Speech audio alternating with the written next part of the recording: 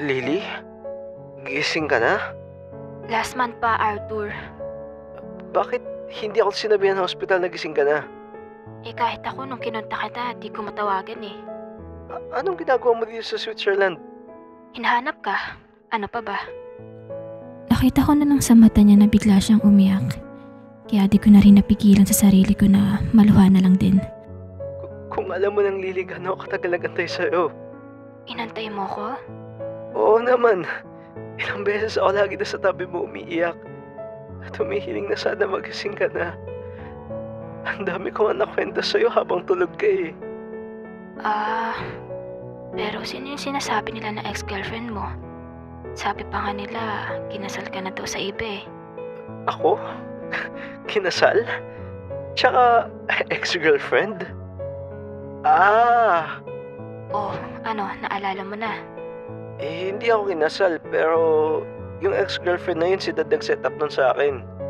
Yun din yung dahilan paano ako naging CEO sa company na to. So, ano mo siya? Business partner ko lang yun. Tatay niya yung may-ari ng kumpanya na to. Tapos pinasa lang sa akin. Hanggang ngayon niya, tropa ko pa din yung tatay niya.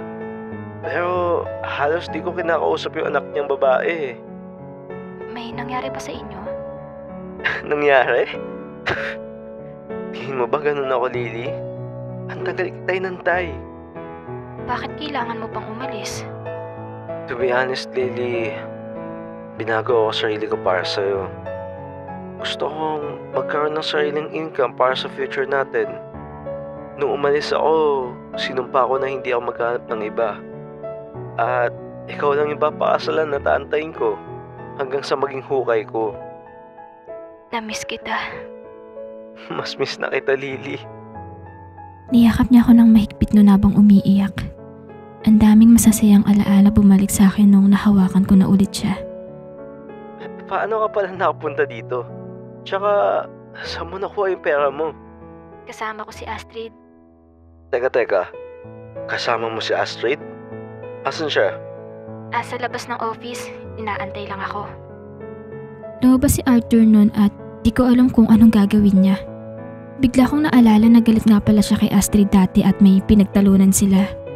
Bigla akong kinabahan kasi baka mag-away sila at ma-misunderstanding niya yung mga nangyari. Oh, Arthur. Kamusta? Hinatid mo si Lily dito?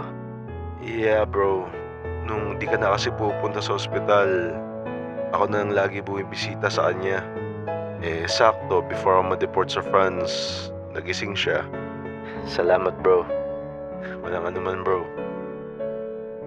Akala ko susuntukin niya ako eh. Pero after mo namin mag-usap kinamayan niya ako tas niyakap niya din ako. Kanina lang galit to eh. Yung assistant mo ba, bro? Tatanggalin mo talaga yun? Don't worry about him. Tatawagan kayo mamaya para bumalik. Tataasan ko na din yung sahod niya as compensation. Bakit naging ganyan ugali mo nung nawala ako? Sorry, Lily, but I have to. Para i-look up nila ako. Ano nangyari sa'yo sa mga nakaraan na taon? Marami ako kwento sa'yo.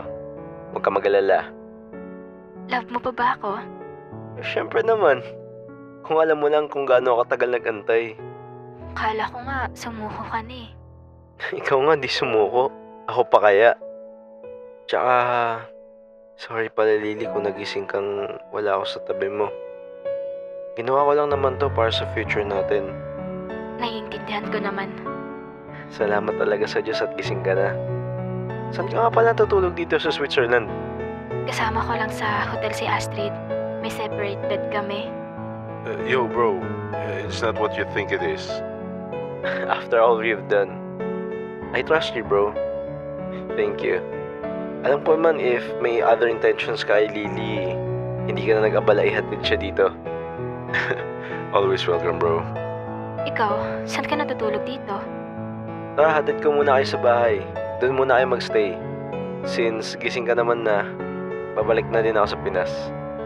Bakit gusto mo pa bumalik dun? Before ka makoma, Lily, may plano sana tayo na hindi natupad. Ano yun? Lumuhod si Arthur noon at tinanggal niya yung singsing sa hindi liit niyang kamay. Alam ko ko matagal na to mula nung balak sana natin to. After the accident, sinuot ko yung proposal ring ko sa'yo sa kamay ko. Para di ko makalimutan para kanino ko lumalaban.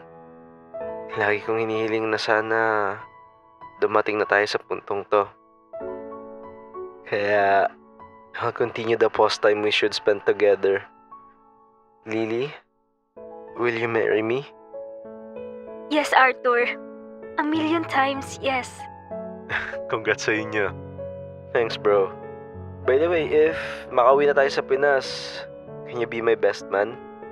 No problem at all.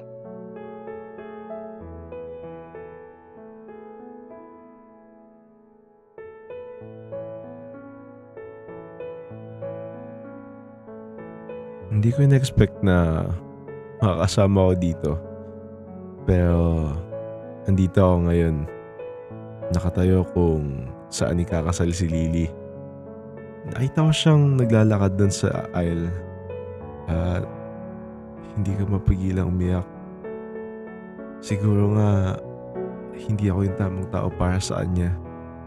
Or sadyang hindi siya yung tadhana para sa akin. Pero isa lang natutunan ko sa buhay kong to. Ang mga tunay na tao or tunay na kaibigan hindi mo mabibili ng pera. Salamat at kahit sa huling sandali, nakita ko yung taong naging tunay sa akin na maging masaya. May tiwala naman ako kay Arthur na ingatan niya talaga niya si Lily. After nung kasal nila, hindi na ulit ako nagpakita sa kanila. Pero masaya pa rin naman ako at nakapunta pa rin sila sa happy ending nila. Always take care, Lily. And always welcome sa inyong dalawa.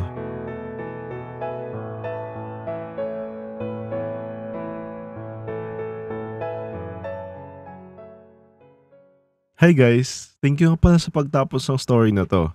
Don't worry, marami pa akong ilalabas na kwento in the future and sana magustuhan niyo at supportahan niyo ako sa mga stories na yun. Gusto ko din nga pala mag-thank you sa mga members natin kasi dahil sa inyo mas napapabilis yung upload ko since may mga editors na tayo. And sana mas dumami pa yung members natin para mag-animation na yung mga next stories natin. By the way, may merch din pala tayo, yung feelings. Kasi lahat ng tao may kanya-kanyang emotions kaya ginawa ko yung t-shirt na yun para ma-express nyo low-key yung mga feelings nyo sa mga crush nyo or partner nyo. And yun lang. Sana supportan nyo pa ako sa mga next kong gagawin and huwag nyo rin kalimutan mag-like and subscribe para mas dumami pa contents natin. Love you guys. Peace.